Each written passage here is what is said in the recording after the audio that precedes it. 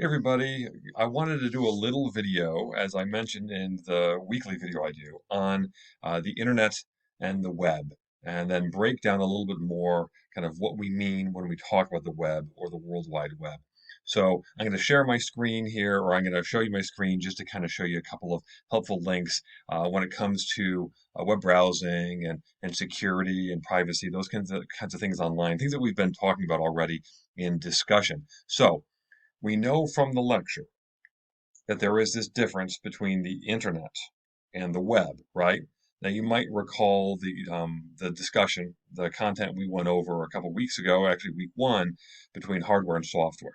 And I think we have an understanding hardware is the tangible stuff and software is what runs the hardware or runs on the hardware. So the two really are necessary for each other. Same thing goes with the internet and the web. So think of the internet as the infrastructure. So the internet is the interconnected networks, these networks all around the world. And we're talking millions and millions and millions of networks, and they're all connected together. So you have your LAN or your local area network, right, at home. You might just say Wi-Fi, right? But it's a network. And if you go to Starbucks or you go to one of Bryant Stratton's campuses or you go to your local library or your local church or wherever, they all have a local area network. But the internet only works if those networks can connect with other networks, right? And that's one of the things that a browser does. We've learned about that. And so the internet is this connection of all these networks all over the world. And you saw that hopefully that interesting infographic in the lecture about the literally the thousands and thousands and thousands of miles of cable all over the world and at the bottom of the world's oceans that allow the internet to function, right? And on top of that, you have routing stations and you have satellites, all sorts of things that make the internet the internet. Now, the World Wide Web, which comes much later, this is in the late 80s, 1980s, Sir Tim Berners-Lee, right, or Berners-Lee. This is the development of the World Wide Web, and this is all the information that kind of sits on or works on the internet. So we think about all the web pages, we think about YouTube, we think about social media platforms, we think about Blackboard, and on and on and on and on and on. The billions and billions of pages that are out there, that's the web. So you see how the internet and the web are different things, but they really need each other, right? Now, there's a lot more to the web than just kind of what we're searching on Google. So I'm going to switch over here and show you a couple interesting things um, when it comes to the breakdown of the web or what we call the web. So when we go on Google search engine or Bing or DuckDuckGo or any of these kind of major search engines, we end up searching what's known as the surface web. So we have this picture here of an iceberg, right? The surface web is all of that part of the World Wide Web that is indexed or indexable by these search engines. So these search engines, we're not going to get really in depth on them, but search engines basically use web crawlers or spiders, they're called different things, to actually go around these little software and go through all of the web pages they can and index them. Basically, kind of organize and save them so that they're easily accessible through a search engine. And a really good search engine, like Google's search engine, has these great algorithms, these great mathematical formulas that kind of run their web crawlers to make the surface web very accessible. So that's how you get that really, really speedy access to all different kinds of web pages when you're using Google's search engine. Now, what's interesting is that that's just the surface of the web. The overwhelming majority of the World Wide Web is what's known as the deep web. Now, sometimes that seems kind of scary. Oh gosh, what's the deep web? Well, if you're on Blackboard right now, you're on the deep web. When you do your online banking, you're on the deep web. The deep web is stuff that's just not indexable. It's just not searchable by search engines. And that's the vast majority, well over 90% of the World Wide Web. Why? Well, it's because these things are password protected, right? You don't want to have all of your banking stuff easily accessed through Google.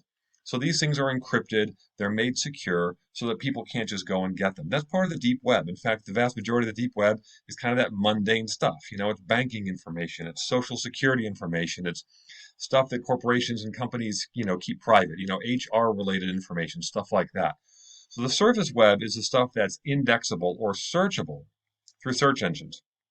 But it's only a portion, a very small portion, frankly, although it's growing, of the greater World Wide Web. The rest of it is the deep web. But again, don't be afraid of that. There's kind of this assumption, oh, it's kind of scary stuff. Now, there are places in the deep web which are often called the dark web, and that's the stuff where maybe we're a little bit more worried or more sinister stuff.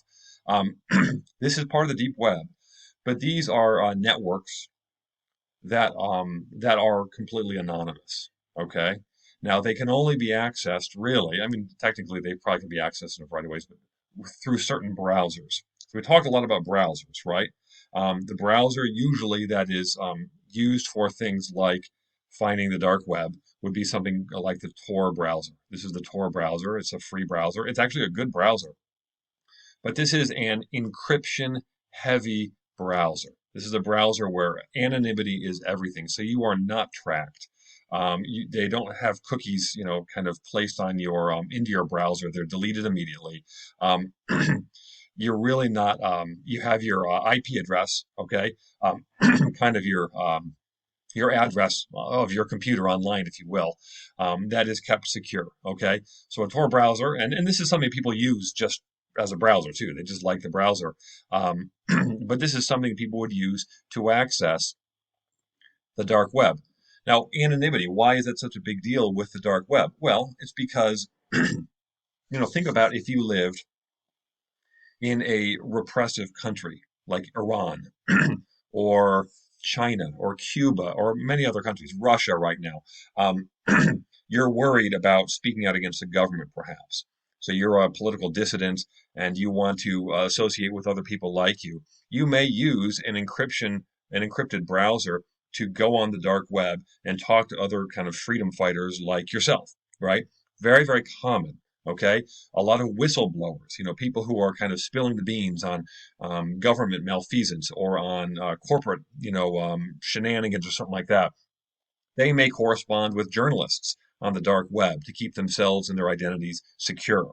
But at the same time, you do have these concerns about things like illicit drugs, guns, and even scarier stuff. I don't need to tell all of you, many of you are parents, some of the stuff that you worry most about with your kids and content related to kids online. I don't need to paint you a picture. You know what I'm talking about. This kind of stuff can be found on the dark web as well as things like stolen identification information. We're talking about privacy stuff this week, so this would be stuff like social security numbers that have been stolen or credit cards, and on and on and on and on. So we don't really know how big the dark web is, as big a part of the deep web. But it is one of those things that you don't have to worry about like somehow accidentally stumbling on and like, oh my goodness, all of a sudden the FBI is knocking down your door. It doesn't work that way, okay? You need to be very intentional about this and go out and try to find it. I don't speak from experience. I've never done this kind of stuff. But since I teach this information, it's something that I do want to cover with students. We have the surface web, we have the deep web, we have the dark web. It's important for you to at least understand these differences here, okay? You have a browser like Tor. We talked about browsers this week and some of the concerns that some people have about privacy and things like that. This is the privacy heavy browser. Another great one that I love, is Brave. This is the regular browser. It's made by a lot of the same people who made Firefox, but it's very privacy heavy. It's also a really good speedy browser, and it doesn't use much of your laptop's battery, that kind of stuff. But if you're on the web a lot and you're concerned about issues like privacy and you're worried about maybe what Google Chrome might be collecting about you, you might want to look into a browser like Brave. Another thing to think about when it comes to safety and security online would be what's called a VPN. And I can put this link in discuss or in the announcements as well. A virtual private network. This is something that basically will again kind of hide your IP address when you're online, so it's harder to track you. It's also harder to kind of hack your information. This basically creates a tunnel between your computer and the website that you're accessing. So the website you're accessing doesn't really know where you're coming from. VPNs are more and more common nowadays. So if you have Norton Antivirus, for instance, you usually have access to a VPN. So I like to tell this to students because they're still, maybe they like the idea of this, but they're not really sure what it's all about. So I do this video every term because I want students to have a better understanding of where they are online and what kinds of things they might be able to start doing to keep their information secure online. I hope this helps, folks. As always, though, if you have any questions about this kind of stuff, let me know. I'd be happy to help. Thanks.